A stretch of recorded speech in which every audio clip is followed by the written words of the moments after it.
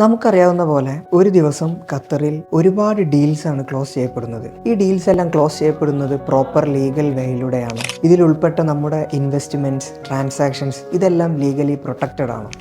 ഈ ഡീൽസിനെ ട്രാൻസാക്ഷൻ്റെ ബേസിസിൽ നമുക്ക് രണ്ടായി തരംതിരിക്കാം. ഒന്ന് business related transactions and second one person to person transactions. Business related transactions എന്ന് പറയുമ്പോൾ നോർമലി വലിയ ഇൻവെസ്റ്റ്മെൻ്റ് ഉള്ള സംരംഭങ്ങളിൽ നമ്മൾ അഗ്രിമെൻറ്റ്സ്, കോൺട്രാക്ട്സ് പോലുള്ള ലീഗൽ ഡോക്യുമെൻറ്റ്സ് പ്രോപ്പറായിട്ട് വെക്കാറുണ്ട്. എന്നാൽ informal and comparatively less investment ഉള്ള സംരംഭങ്ങളിൽ നമ്മൾ പലപ്പോഴും ഇത് ശ്രദ്ധിക്കാറില്ല.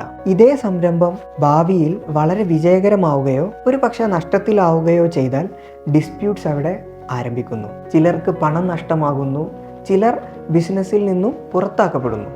രണ്ടാമതായി പേഴ്സണൽ ട്രാൻസാക്ഷൻസ്. ട്രസ്റ്റ്, ഫ്രണ്ട്ഷിപ്പ് തുടങ്ങിയ ബന്ധങ്ങൾക്ക് പുറത്ത് പല ആവശ്യങ്ങൾക്കായി നമ്മൾ നൽകുന്ന കടങ്ങളാണ് ഇതിൽ പ്രധാനം. പലരും അഗ്രിമെൻ്റ് എന്ന് വേണ്ട ഒരു ചെക്ക് പോലും വാങ്ങാതെയാണ് ഇത്തരത്തിലുള്ള ട്രാൻസാക്ഷൻസിൽ ഏർപ്പെടാറുള്ളത്.